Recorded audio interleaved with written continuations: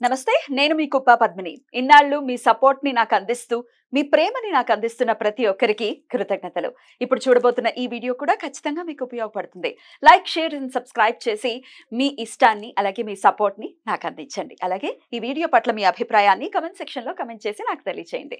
నమస్తే, welcome to our channel. నేను పద్మిని. ప్రస్తుతంతో పాటు ప్రముఖ ఆధ్యాత్మికవేత్త, ప్రముఖ న్యూమరాలజిస్ట్ లక్ష్మీ నరసింహస్వామి ఉపాసకురాలు శ్రీమతి స్రవంతి గారు మనతో పాటు ఉన్నారు. మాట్లాడదాం. నమస్తే అక్క. నమస్తే పద్మిని. అక్క, ఈ ఆదివారం అపర ఏకాదశి వచ్చేస్తోంది. వైశాఖ బహుళపక్ష ఏకాదశి వస్తోంది. ప్రతి ఏకాదశికి చాలా అద్భుతంగా చెప్తూ ఉన్నారు కాబట్టి సో చెప్పండి, ఏంటి అపర ఏకాదశి, ఎలా వినియోగించుకోవాలి? అపర ఏకాదశి అని అంటే అపర అన్న మాటకి చాలా విలువైనది అని ఒక అర్థం ఉంది. అలాగనే బిడ్డ పుట్టినప్పుడు పొర ఉంటుంది, దాన్ని అపర అని కూడా అంటారు అనమాట. మాయ అన్నమాట. ఆ మాయని తొలగించే ఏకాదశి కాబట్టి అపర ఏకాదశి అని అంటారు. అంటే మనలో కొన్ని మాయలు ఉంటాయి అన్నమాట.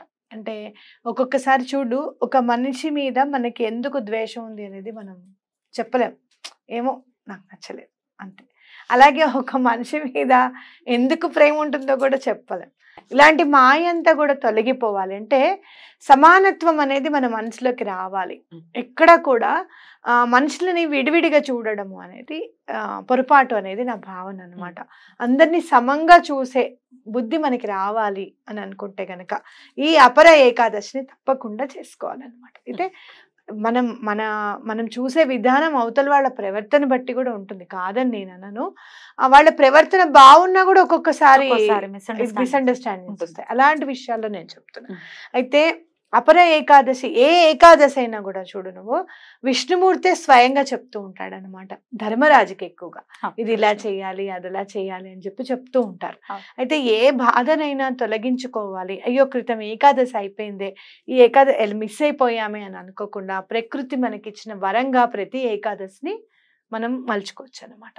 అయితే ఇప్పుడు ఈ ఏకాదశిలో మనం ఇంకొకటి విశేషంగా మనం చూడాల్సింది ఏంటి అని అంటే, విష్ణుధ్వజుడు అని తమ్ముడు ఉంటాడు అనమాట. మహీధ్వజుడు అని రాజు, అతనికి విష్ణుధ్వజుడు అనే అతను తమ్ముడు. ఆ మహీధ్వజుడు చాలా పుణ్యం చేసుకున్న రాజు అనమాట. ఎప్పుడు కూడా రాజ్యంలో వాళ్ళందరికీ కూడా హెల్ప్ చేస్తూ ఉంటాడు.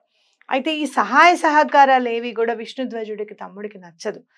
వేస్ట్ చేసేస్తున్నాడను, లేకపోతే పేరు సంపాదించుకుంటున్నాడను ద్వేషంతో అతన్ని చంపేస్తాడు. చంపేసినప్పుడు మరి పాపం కోరికలు ఉంటాయి కదా, ఆ కోరికతో అతను దెయ్యంగా అవుతాడనమాట. పైకి ఉద్వలోకాలకు వెళ్ళలేకపోతాడు. అప్పుడు రావి చెట్టును ఆశ్రయించి ఉంటాడు. దెయ్యం మంచిది చెడ్డదని కాదు కదా, దెయ్యాన్ని చూస్తే ఎవరైనా భయపడుతూనే ఉంటారు. కాబట్టి అలా ఆ ప్రాంతంలో వెళ్ళే వాళ్ళందరూ కూడా భయం కప్పితులై ఉంటారనమాట. ఎలా ఇప్పుడు నేను ఎలా నేను దాటాలి అని అనుకుంటూ ఉంటాడు. అప్పుడు అక్కడ చక్కగా ఒక ముని వెళ్తూ ఇక్కడ ఏదో దెయ్యం ఉంది అని చెప్పి రావి చెట్టు మీద నుంచి చూసి అతను ఎందుకు అలా దెయ్యంగా మారాల్సి వచ్చింది అనేది చూస్తారు. చూసినప్పుడు అతన్ని రావి చెట్టు నుంచి కిందకి దిగమని ఆయన ఈ అపర ఏకాదశి వ్రతాన్ని ఆచరించి ద్వాదశి నాడు పారణ చేసి ఈ వ్రతం ఆచరించిన ఏకాదశి పుణ్యం, అపర ఏకాదశి ఆ ఒక్కరోజు చేసిన పుణ్యాన్ని అతనికి ధారపోస్తాడు. ధారపోసినప్పుడు అతను ధారపోసి ఆ లోకాన్ని చేరుకోవాలి అంటే ఆ విద్యను కూడా నేర్పిస్తాడు. నేర్పించి ధారపోస్తే అతను దెయ్యం దాని నుంచి విడిపడిపోతాడు, ఉజ్వలోకాలకు వెళ్ళిపోతాడు. నిష్కల్మషమైనటువంటి అంటే గురువు, అంతే, గురువు అలాగే ఉంటాడు. గురువు అలాగే కదా. ఇక్కడ మనం నేర్చుకోవాల్సింది ఏంటి అని అంటే, ఇలాంటి శత్రువులు ఎవరన్నా మనల్ని చంపేసేంత భయంకరమైన శత్రువులు ఎవరన్నా ఉన్నారు అంటే వాళ్ళ నుంచి మనకి రక్షణ పొందడానికి ఒకటి. రెండు ఏంటంటే, ఇలాంటి పరిస్థితుల్లో మనం ఉంటే గనక మనకి ఎవరైనా సహాయ సహకారాలు అందాలి కరెక్ట్గా. మనం అడగకుండానే వాళ్ళంతటి వాళ్ళు వచ్చి సహాయం చెయ్యాలి. మనం అడిగినా కూడా కాదనకుండా మనకు సహాయం చెయ్యాలి అంటే గనక భగవంతుడే వచ్చి మనకి సహాయం చేస్తాడు అని ఖచ్చితంగా చెప్పుకోవచ్చు అనమాట. కాబట్టి ఈ అపర ఏకాదశి నాడు ఈ కథని గుర్తు చేసుకొని మనం ఇలా జరిగింది కదా, నా జీవితంలో కూడా ఎవరైనా సరే ఇలాంటి పెనుమార్పు అనేది రావాలి, దెయ్యానికే దారి చూపించింది ఏకాదశి ఫలితం. అందులో ఒకళ్ళు చేసిన ఫలితాన్ని ధారపోస్తేనే అంత ఫలితం ఉంది అని అంటే గనక మనం చేసుకుంటే ఇంకెంత ఫలితం ఉంటుందనేది మనము ఒక్కసారి ఆ పాజిటివిటీని అంతా మనం మైండ్లో నింపుకుంటే ముందుకు వెళ్ళొచ్చు అనమాట. మరి ఏం చేయమంటారు ఆ రోజు? చక్కగా పొద్దునే లేచేసి తెల్లారి స్నానం చేసేసుకొని మీరు పూజ ఒకటి, విష్ణు సహస్రనామం ఒకటి తప్పకుండా చదవడం అనేది చాలా ఇంపార్టెంట్. లేదు మాకు అలా కుదరదు అని అనుకుంటే గనక నారాయణుడికి సంబంధించింది ఏదైనా సరే మీరు తొందరగా అయిపోయేది ఏదైనా ఉంటే గనక తప్పకుండా చదువుకోండి. అయితే చదువుకున్నప్పుడు మీరు విష్ణు సహస్రనామం చదివితే లక్ష్మీ అమ్మవారిది చదవాల్సిందే. లేదు నారాయణ స్వామిది ఏమన్నా చదివినా పక్కన లక్ష్మీదేవిది ఉంటుంది అనమాట, కవచం ఉంటుంది అనుకోండి. నారాయణ కవచం చదివారు, అలాగే లక్ష్మీ కవచం కూడా తప్పకుండా చదువుకోవాలి. నారాయణ హృదయం చదివారు, లక్ష్మీ హృదయం చదివి మళ్ళీ నారాయణ హృదయం చదవాలి. ఇలాంటి రూల్స్ అన్ని కూడా ఒక్కసారి చూసుకొని ఈజీ అంటే విష్ణు సహస్రనామం, చక్కగా విష్ణు సహస్రనామం చదువుకుని తర్వాత అమ్మవారిది అష్టోత్తర శతనామ స్తోత్రం చదువుకుంటే సరిపోతుంది అనమాట. అది అండ్ ఉపవాసం ఖచ్చితంగా ఎప్పుడైనా ఉపవాసం చేయాలంటే అది ఏకాదశికే చెప్తూ ఉంటారు కాబట్టి తప్పకుండా చేయాలి. అయితే అన్నం తినకూడదు ఆ రోజు, పాపం అంతా అన్నాన్ని ఆశ్రయించి ఉంటుంది కాబట్టి అన్నం తినకుండా ఉండాలి. పాలు పండ్లు మాత్రమే తినాలి. అలాగే ద్వాదశి నాడు అపర ఏకాదశి నాడు మాత్రం పాలు మాత్రమే తాగి పారణ చేయాలి. ఫస్ట్ పాలు తాగాలన్నమాట. ఇది ఒకటే నియమం దీంట్లో, ఇది తప్పకుండా చూసుకోండి. సో మొత్తం ఉండాలా? కొంతమంది అడుగుతున్నారు డే అంతా ఉపవాసం ఉండాలా, రాత్రి తినకూడదా, పారణ ఎప్పుడు చేయాలి, ఇట్లాంటివన్నీ అడుగుతున్నారు. ఏకాదశి నాడు మాత్రం తినకూడదు, డే అంతా తినకూడదు. లేదు మేము తినకుండా ఉండలేము అంటే కనుక రాత్రిపూట తినండి. పాలు పళ్ళు తిని ఉండగలిగితే ఉండండి.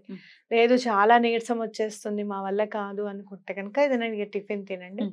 టిఫిన్ అనేసరికి మనం ఏం చేస్తాం, బియ్యం రుబ్బుకొని అలాంటివి అలా చేసుకుంటూ ఉంటాం. అలాంటివి కాకుండా సగ్గుబియ్యంతో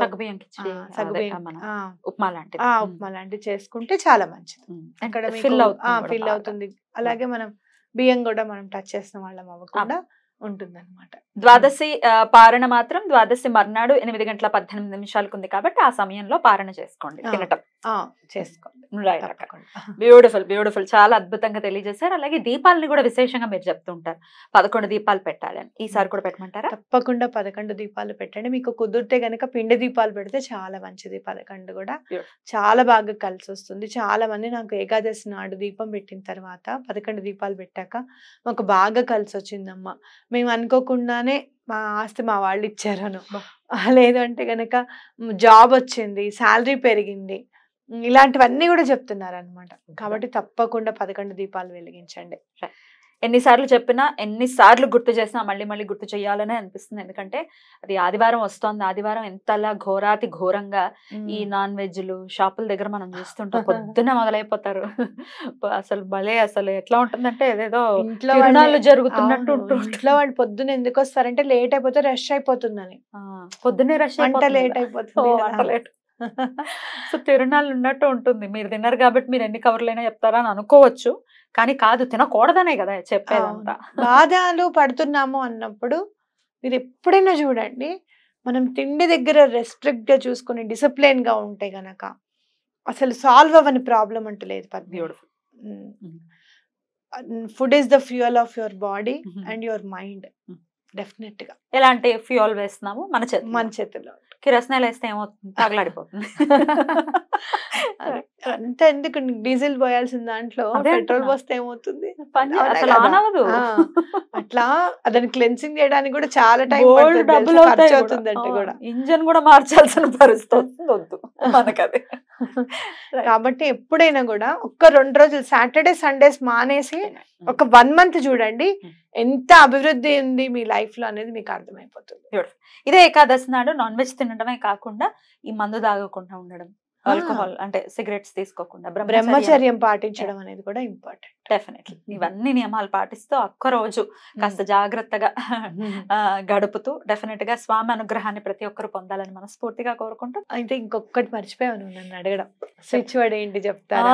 వేదిక స్విచ్ వర్డ్ కదా చెప్పండి. అయితే ఇక్కడ మనం ఎప్పుడు కూడా గోవింద నామస్మరణ చేసుకుంటే చాలా మంచిది అనమాట. మీరు చూస్తే గనక గోవింద నామాల్లో కూడా స్వామి ఎలా వచ్చారు, అసలు ఎట్లా మనం తరింపజేశారు అనేది గోవిందనామాల్లో మొత్తం ఉంటుందన్నమాట. తప్పకుండా గోవిందనామాలు అనేది తప్పకుండా చదువుకోవడం అనేది అలవాటు చేసుకోండి. అలాగే గోవింద గోవింద అనేది తప్పకుండా మీరు అనుకుంటూ ఉండండి. తప్పకుండా ఎటువంటి పరిస్థితుల్లోనూ ఆ పరమాత్ముడు ఏదో ఒక రకంగా వచ్చి మనకి హెల్ప్ చేస్తాడు అన్నమాట. బ్యూటిఫుల్. థ్యాంక్ యూ అక్క. నమస్తే.